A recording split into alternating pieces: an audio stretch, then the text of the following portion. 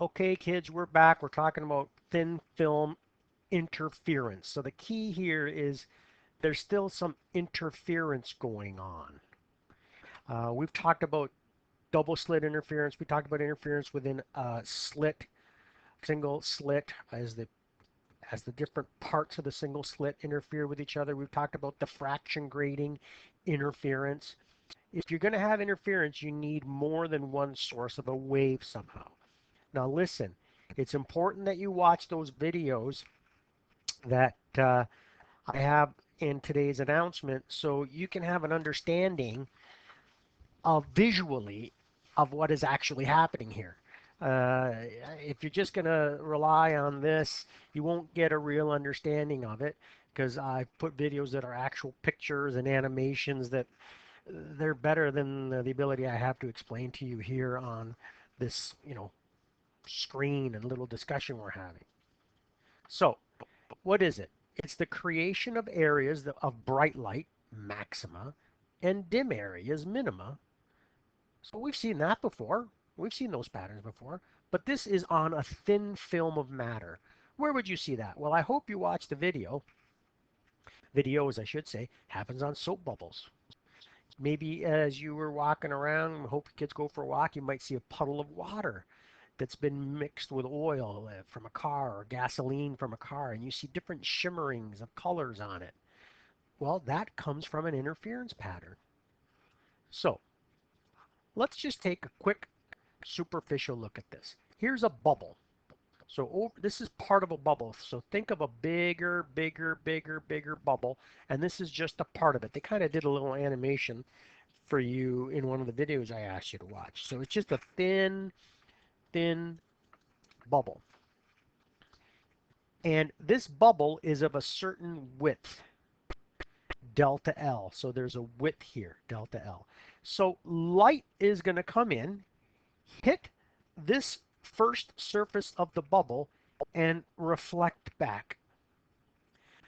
Then part of that same light beam, so we're getting a splitting up here. Some of the energy, some of the light is reflected, but some of the light continues through here. There's transmission, there's refraction. And then it hits this side of the soap bubble and reflects here and then gets to this surface and refracts again because it's going from one material into another and then shines out. So what do we have here? Well, here's your eyeball, and your eyeball is experiencing two sources of light. One that was the initial reflection, the second one that was refraction, reflection, right? Reflection here, and then refraction again right there, and then comes out. Well, kids, it's like source one and source two. You got two sources of waves. They're going to interfere with each other. Now, the other thing I really want you to remember is that a big part of interference, especially when we were doing Young's double slit, and I went through a huge explanation on this, and we also did 2-point source interference, and then remember that long mathematical derivation we talked about. One of the main ideas behind interference patterns is PLD, path length difference. This light that continued through here and got reflected off the second edge, look, it traveled a longer distance. It went one thickness over and then two thicknesses back. Now you might be saying, sir, it's not straight back and forth, right? It's at an angle. It's not really going to be two thicknesses. Close enough. Close enough. So that means source 2 has a path length difference compared to source 1. And that delta L, the path length difference, is 2 times the thickness of the film. So that's how it works on a bubble. Here's another situation on a puddle. Light comes in, and right here it's reflected.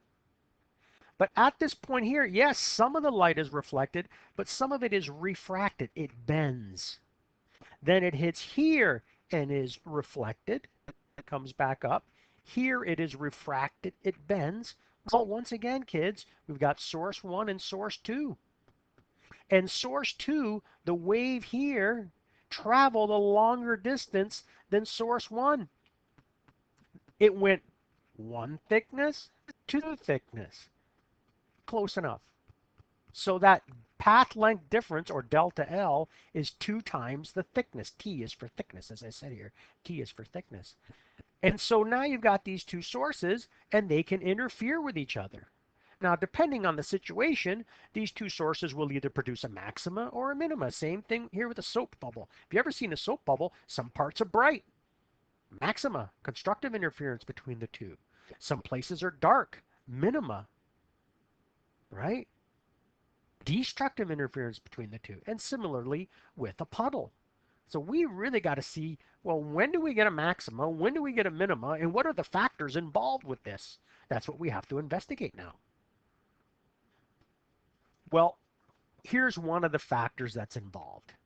One of the factors that's involved is reflection. So we've got to go all the way back to grade 11 and remember there are two types of reflection. We did it with a spring. Believe it or not, that stuff we learned in grade 11 with a spring is now being applied to light.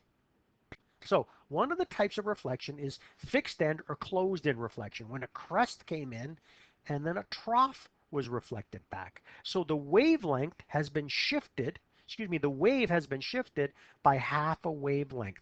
If you turn a crest into a trough, it's like shifting over by half a wavelength. So we call that half wavelength phase shift. Now, if you have a crest coming in, and here we get free end or open end reflection, a crest comes back. So there's been no phase shifting. So these are really important points to remember, that if reflection is involved in this thin film phenomenon, we have to remember what is reflection, what are the kinds of reflection, and what does it actually do to the waves, right? The wave can be flipped, half wavelength phase shift, or the wave can remain the same. So really important to remember that from grade 11. Reflection is one of the factors we need to take into account if we're going to understand thin film interference. Okay, so now we need to now see, when do the conditions for lambda by 2 phase shift reflection occur with light waves, and what are the conditions for 0 phase shift reflection with light waves? When does that occur? So we're going all the way back to grade 10. N, index of refraction. What was it? Index of refraction was a ratio of the speed of light in emptiness, which is 3.0 times 10 to the 8 meters per second, divided by the speed of light in a particular material. Now, for all intents and purposes, the speed of light, for example, in air is basically the same as 3.0 times 10 to the 8 meters per second. So you would be dividing 3.0 times 10 to the 8 divided by 3.0 times 10 to the 8, and you would get the number 1, and that would be the index of refraction, and it is a unitless number that helps us understand the ratio between these velocities. If you were measuring the speed of light in water, you would take 3.0 times 10 to the 8 meters per second in the numerator. In the bottom, you would have the speed of light in water, which is slower, much slower, okay? And you would do your division, and you would get an index of refraction for water of 1.33. Index of refraction is a unitless number that allows you to compare the speed of light in emptiness to the speed of light in a particular material. And you could do the same thing for glass. If you were to find the speed of light in glass, and you would put that in the denominator with the speed of light in emptiness in the numerator, C, it has a special value or a special symbol, C, you would find that's 1.5. So that is a property called index of refraction for glass. It shows you what that ratio is. Well, how does this get back to reflection with light waves to decide if we're going to get lambda by 2 phase shifting or 0 phase shifting? Well, here's the situation. If the second material has an index of refraction greater than the first material, so let's say this light ray starts in air, index of refraction 1, and then it goes into water, index of refraction 1.33. So the second index of refraction, N2 is greater than the first index of refraction, N1. When that happens, this reflected ray undergoes lambda by 2 phase shifting, meaning when a crest comes in here, that reflected crest comes out as a trough. And you saw that in the video. If the index of refraction of the second material is less than the index of refraction of the first material. So let's say you're looking through a window or something and you've got glass in the window, right? And that will be 1.5 up here for N1. And then it leaves the window and goes back into the air. So air has an index of refraction of 1. So N2 is less than N1. When the light here, let's say this is a window pane. Here's the window. So I know there's air on this side, then glass, then air. I get it, but I'm interested in when it leaves here. Okay? So as it leaves here, it's going back into air, lower index of refraction. That means this reflected ray right here, which I'm showing right here, this reflected ray will not have any phase shifting. Not have any phase shifting. So what is the deciding factor? Right here. If N2 is greater than N1, lambda by 2 phase shifting. Crest turns into troughs, troughs turn into crests. If N2 is less than N1, we have no phase shifting. A crest comes in, it reflects as a crest. A trough comes in, it reflects as a trough. We need to keep this in mind when we are studying thin film interference, because reflection occurs at two different places. This is just one of the things we need to consider. The next thing we need to consider, and they showed this in the video, is what is happening to the wavelength in the thin film. So I'm going to call this wavelength TF. It is the wavelength of light where the path length difference, or delta L, is happening. That's in the film. Because the wavelength of light changes in different materials. So in here, this is the thin film. The wavelength is going to change. So light will come in with a certain wavelength. It reflects, same wavelength. But the light in here, in the thin film, changes compared to that light. Well, how does it change? Well, the wavelength in the thin film is equal to the wavelength of the light in emptiness or in air. For kids, it's so close to being the same, it doesn't matter. Okay, so the wavelength of the light in the thin film is equal to the wavelength of the light in vacuum, in emptiness, divided by the index of refraction of the thin film, that value we just talked about a few moments ago. But for us, it's okay to say that the wavelength of light in the thin film is equal to the wavelength of light in air divided by the wavelength of the thin film.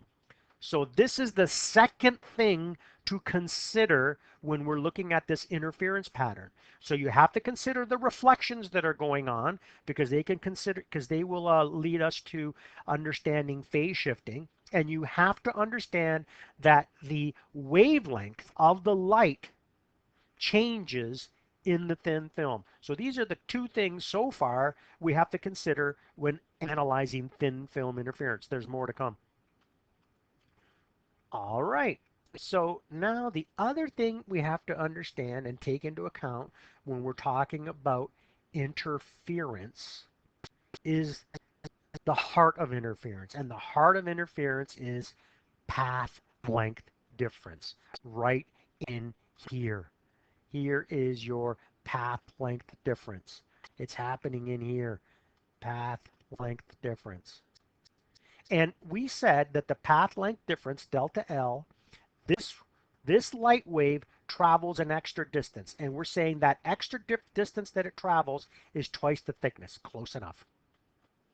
Now, the discussion I'm going to talk about here is putting the whole idea of reflection and phase shifting on the shelf for a moment. We're ignoring it for a moment. All right? So, you know from your previous work that if this delta L, this path length difference, which is twice the thickness, if it's twice the thickness and that twice thickness is a multiple of a whole wavelength, these two will come out in phase and you'll get a maxima. But if this path length difference, this 2 times the thickness, is a multiple on a half, okay, then these 2 light waves will come out of phase because one will stay on the full wavelength, but the other one picks up a half wavelength because of the path length difference. And here are the equations. And look what I've got written here. It's not just any wavelength, it's the wavelength in the thin film. The wavelength in the thin film.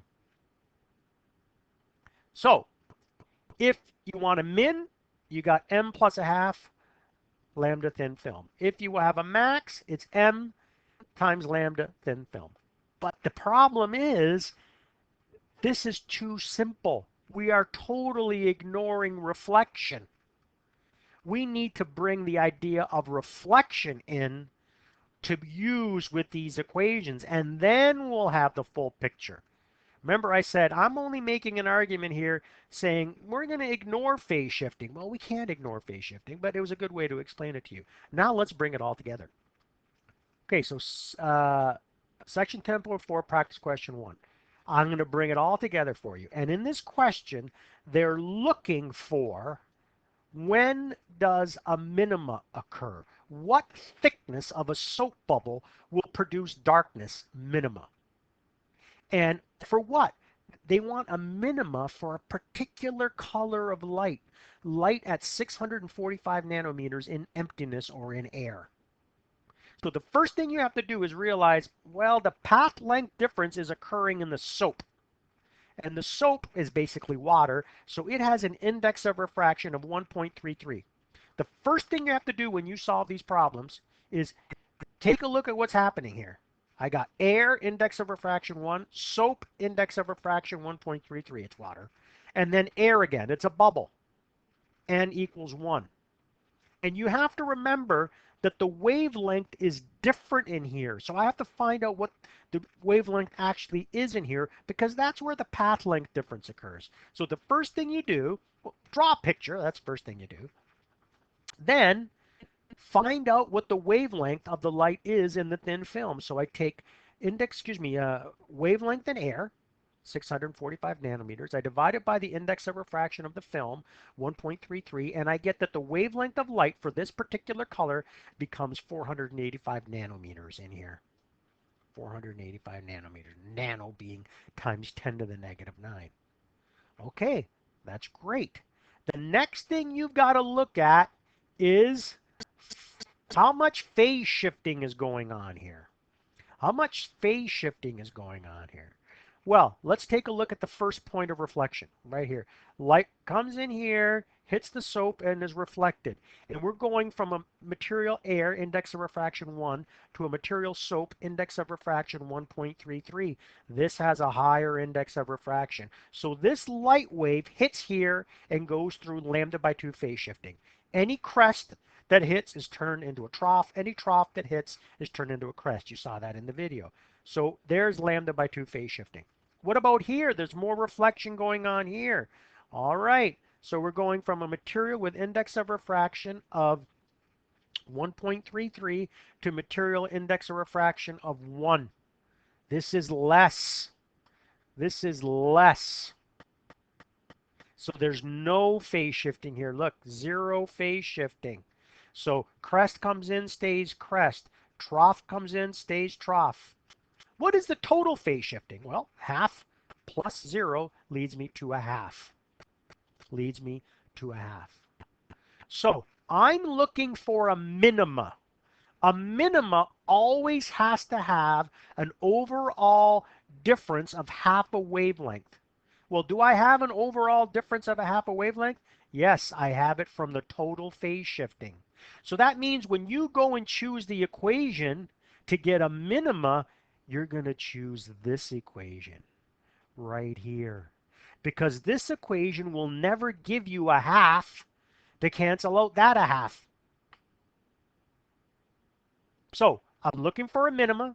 Minima involves lambda by 2 difference. I picked up my lambda by 2 difference from phase shifting upon reflection. I don't need any more lambda by 2. I use this equation.